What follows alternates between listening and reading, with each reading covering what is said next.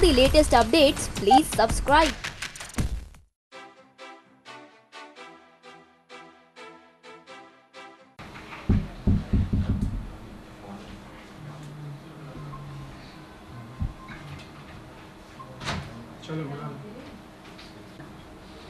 Tell me. Rolling? Yes. Roll? Ma'am बहुत बहुत स्वागत है आपका इस कन्वर्सेशन में। फिल्म हमारी एक नई वेंटिलेटर की सक्सेस के बाद एक और आप फिल्म प्रोड्यूस करने जा रहे हैं जिसका नाम है खाए रे रसकला। हम जानना चाहेंगे इस फिल्म में ऐसी खासियत क्या है, क्योंकि इस पोस्टर को देखकर काफ़ी इंटरेस्टिंग हमें फील आ रहा है, एक कॉमेडी का फील आ रहा है।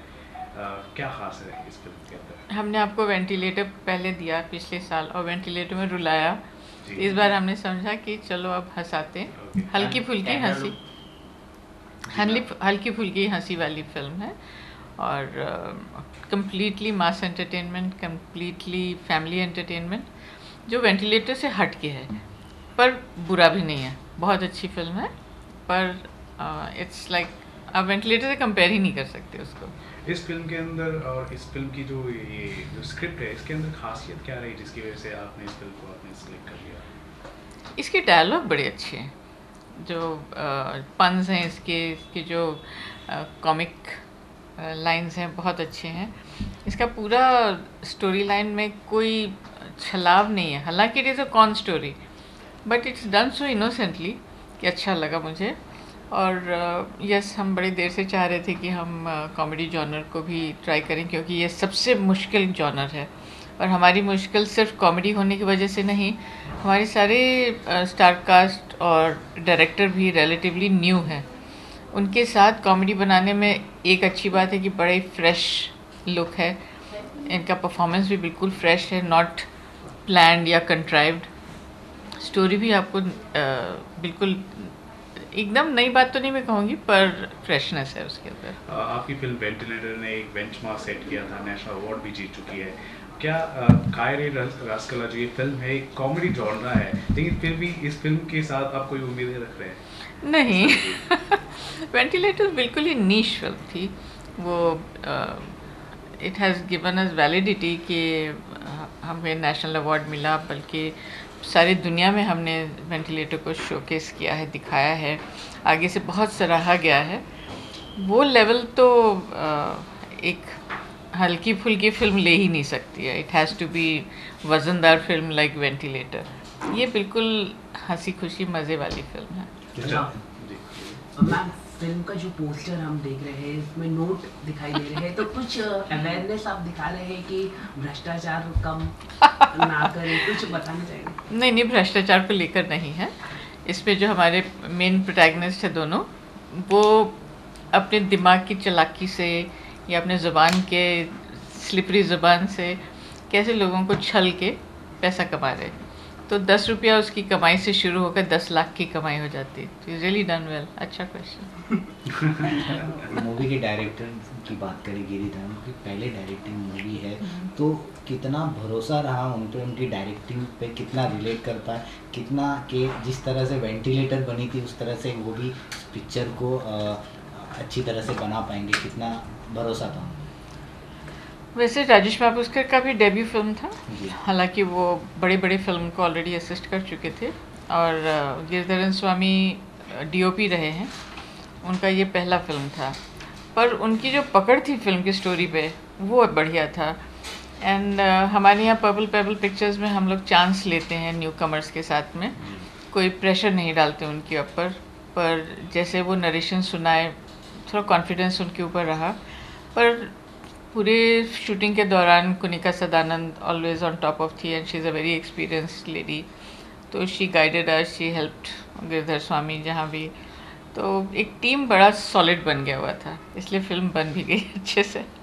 आने वाले दिनों में मतलब प्रमोशन की बात करें तो किस तरह से प्रमोशन करने वाले हैं इस पिक्चर का, क्या स्ट्रेटजी रहेगी, क्या नेशनल लेवल तक प्रमोशन होगा जिस तरह से सरवन का हुआ था, ग्रैंड ओपनिंग ट्रेलर लॉन्च किया गया था, तो इसका क्या सोचा है? नहीं, ये तो महाराष्ट्र सेंट्रिक फिल्म रहेगी, जी। उसको हम लोग ऑल इंडिया तो नहीं देख रहे हैं। जी।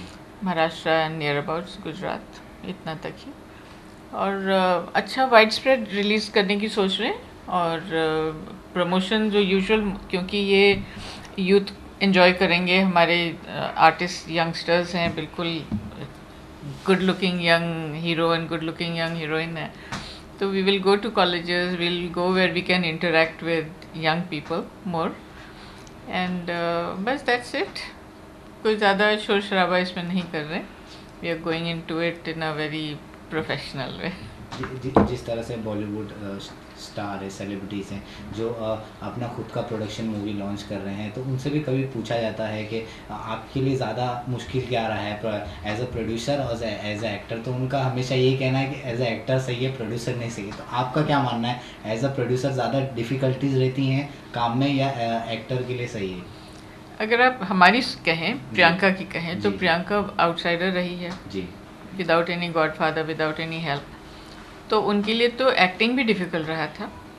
बड़े जहाँ पहुँची है, बहुत मेहनत से पहुँची है, और वही लगन वही मेहनत वो प्रोडक्शन में भी डाल रही है एज ए प्रोड्यूसर। तो मेरे ख्याल जो सक्सेस उसने एक्टर के हैसियत से देखा, वही मैं चाहती हूँ या उम्मीद करती हूँ कि हमारी प्रोडक्शन हाउस को भी अचीव करेगी। अच्छा, प्रियंका जी का कितना इन्वॉल्वमेंट रहता है किसी फिल्म के सिलेक्शन को लेकर? बहुत ज़बरदस्त।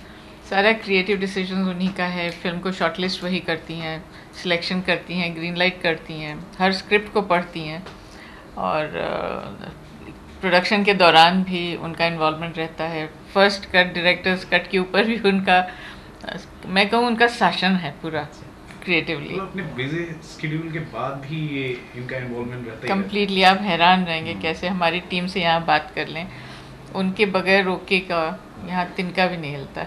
उनसे जब पूछा गया था तो उनका कहना है कि जब पैसे की कोई बात करता है हाँ। मेरे से, तो मैं सीधा बोलती हूँ माँ से बात करो, हाँ। उनसे बात करो। तो हम लोगों ने डिवाइड कर लिया अपना काम। बिजनेस मैं देखती हूँ और प्रोडक्शन क्रिएटिवली वो देखती हैं, per day to day working भी मैं ही देखती हूँ।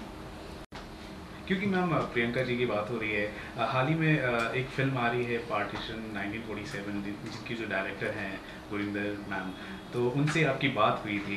क्या हम देख आने वाले समय में ऐसा अभी सोच सकते बात हैं करके कि मैं उनकी मुड़ी भी फिल्में- नहीं हुआ।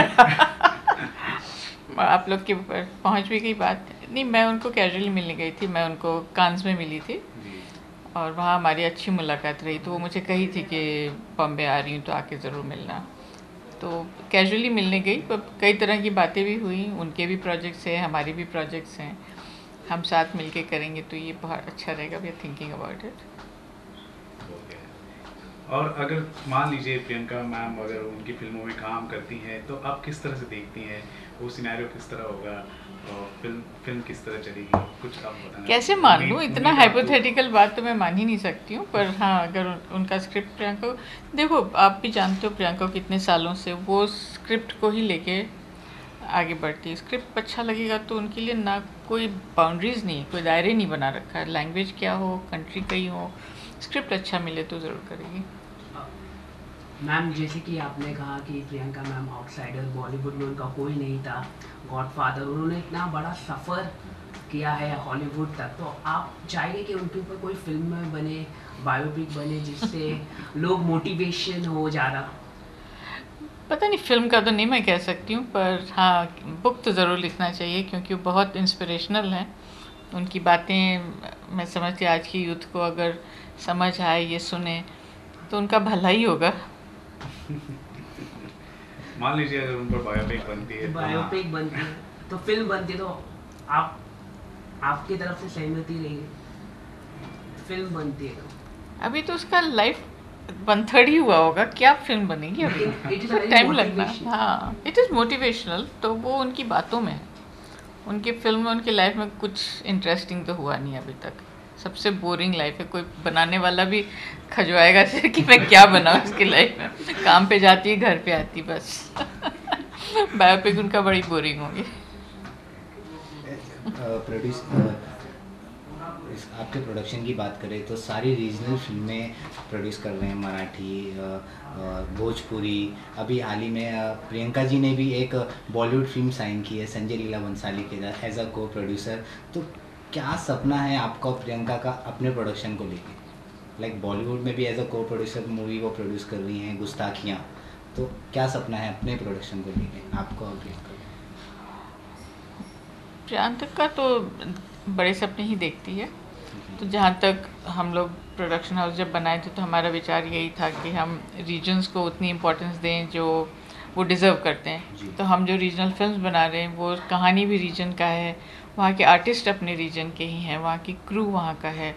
इससे है कि हम बजाय उनसे लेने के उनको दे रहे हैं और उनको एक प्लेटफॉर्म भी दे रहे हैं कि आप दुनिया को हम उनको शोकेस कर सकें कि वो अब उनके हुनर, उनके स्टोरीज़ प्रियंका के ज़रिए हम जितना दूर ले जा सकें हम ले जा सकते हैं।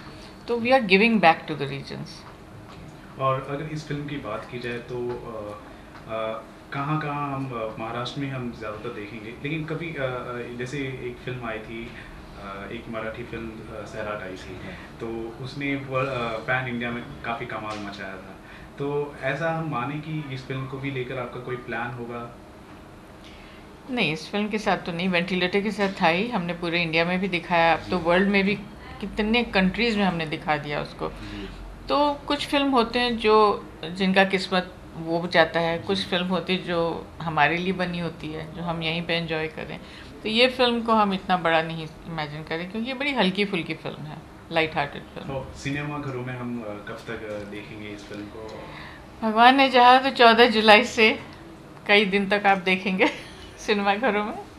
और कौन कौन सी पिक्चरें आने वाली हैं आपके प्रोडक्शन से, और कौन कौन से रीजनल्स? हम लोग ने एक भोजपुरी कंप्लीट कर लिया है, जी। नाम है काशी अमरनाथ। जी। इसमें रवि किशन जी और दिनेश लाल जी हैं। तो इट इज़ लाइक संघर्ष, पुराना टाइम का एक टकराव है on principles, on ethics, on social issues. Again it's बहुत अच्छी फिल्म है वो, कहने को भोजपुरी जैसी है ही नहीं, भोजपुरी से बहुत दिख से हट के है और वैल्यू एडिशन है वो हमारे ग्रुप में। फिर दूसरा हमने एक सिक्किमी फिल्म कंप्लीट किया है जिसका नाम पौना है, और वो हम दशहरे में, दुर्गा पूजा में रिलीज़ करेंगे।